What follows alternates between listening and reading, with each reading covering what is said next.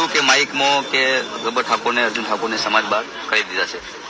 તો અમે આખા દિવસના આજે મારે અમદાવાદની અંદર પ્રોગ્રામ હતો, 1.5 લાખ બજેટ હતું, એ પ્રોગ્રામ કેન્સલ કરી અને અમે ઘરે રહ્યા કે મિટિંગ છે આજ, અને જે સમાજ આવશે સમાજની જે કહેશે એમાં ઉભા રહ્યું. કારણ કે જો ગુજરાત સરકારની અંદર જે આપણે ભારત સરકારની અંદર જે બંધારણ છે સરકાર બંધારણનું, એ પણ આપણે કોઈ ગુનો કરીએ ને તો આપણે કોર્ટ પૂછે છે કે તમારો ગુનો તમને કબૂલ છે, કઈ રીતનું સરકાર પણ પૂછે છે, પણ અમને કોઈ પૂછ્યું નહીં, અમને કોઈ બોલાયા નહીં.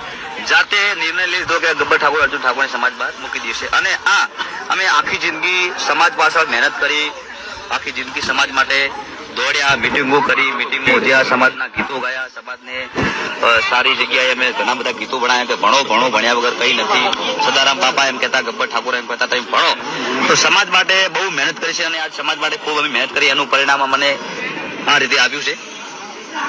અને એમને કોઈ જોણ્યો નહીં, સીધું બોલી દીધું માઇકમાં કે સમાજ બહાર અમારી જિંદગીનું અમે 20 વર્ષથી મહેનત કરીએ એનું શું, અમે કાળી મજૂરી, અમારે કોઈ ખાવા નતું. હવે અમે આ સ્થાન પર હવે થોડા ઘણા પૈસા ગઈને અમે કમાઈએ છીએ, તો એમને ખબર પડવી જોઈએ કે આ બધું ગાવાનું બંધ કરી દઉં તો ભાઈ ચમ ચાલશે એમ.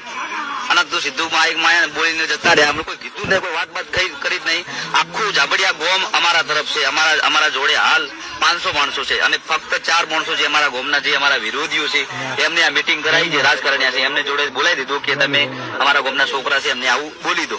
તો સીધું અમને કોઈ પૂછ્યું નહીં, સીધું માઇકમાં બોલી દીધું ગબ્બર ઠાકોર અર્જુન ઠાકોર સમાજ બાદ. આગળનું શું પગલું રહેશે? તો હવે આગળ અમે અમારા તરફથી અમે મિટિંગ કરશું, અમારું ગોમ ભેળું થાય, આખા બધા સંગીતકારો છે, ડીજે વાળા છે, જે કલાકારો છે, અમને બધાને બોલાવી મિટિંગ કરશું. જો આપણે ખોટા હશું તો અમારી અંગાત કોઈ નહીં આવે, અમે બંને ભાઈ હશું. ખોટા હશું તો નહીં આવે, ખોટા નહીં હોય તો બહુ પબ્લિક આવશે, બહુ અમારા સમર્થનની અંદર હાજરી આપશે. અને એવું કીધું છે કે ગબ્બર ઠાકોર ને અર્જુન ઠાકોર ને જે સમર્થનમાં જાય એમને પણ સમાજની આખું ગોમ કેના ફેવરમાં છે ભાઈ? આવું ડીજે તો વાગે ને. ગોમના નિયમમાં સારું ફોસીની સજા નહીં નકાત તો મારે મરવું પડો યાર. ગોમ કેના ફેવરમાં છે ભાઈ? ઉતવાળું બોલજો, ગોમ કેના ફેવરમાં છે? આપણને કોઈને પૂછ્યું? 3 વાગ્યા સુધી આપણે રાહ જોઈ. અમારો પ્રોગ્રામ હતો તો છતાં કેન્સલ કરીને અમે વાટ જોઈ, પણ અમને કોઈ બોલાયા નથી. અમારા ગામમાં કોઈ મિટિંગ પહેલાથી નથી અને બંધારણનું અમને કોઈ કીધું નથી. ઓલરેડી અમે મિટિંગ કરવા ગયા હતા કે અમારે ભાઈ અમારા જે આયોજક હતા પણ એમનું કોઈ માન્યું નતું. અને આ પોતે ડિસિઝન લઈ લીધું છે અમને, બરાબર. એક વખત કાયદો હોય તો કોર્ટ બી પૂછે છે કે ભાઈ આરોપીને તારો ગુનો તને કબૂલ છે, આ પૂછવામાં આવે છે. કદાચ હોમના નિયમમાં સારું ફોસીની સજા નહીં નકાત તો મારે મરવું પડો યાર. અને આ તો સારું છે કે એના ઘરમાં હું નહીં રહેતો, શિયાળાનો ઢાજનો ઠરી જોત. પોતે ડિસિઝન લઈ લેવું, પોતે બોલવું, એમને ખબર નહીં કે શું કરવું શું ના કરવું એમ. અને જે 4-5 જણા છે એ ગોમના છે, એ લોકોને ખાસ કરીને મને નેચું દેખાડવાની વાત કરી છે અને એ લોકોને આયોજન કર્યું છે. આખું ગોમ કેના ફેવરમાં છે ભાઈ? આજે અમે 3 વાગ્યા સુધી બેઠા છે, અમારા વડીલો, અમારા કાકા, અમારું કુટુંબ બધું. અમે પણ હવે જોરદાર મિટિંગ કરવાના છીએ.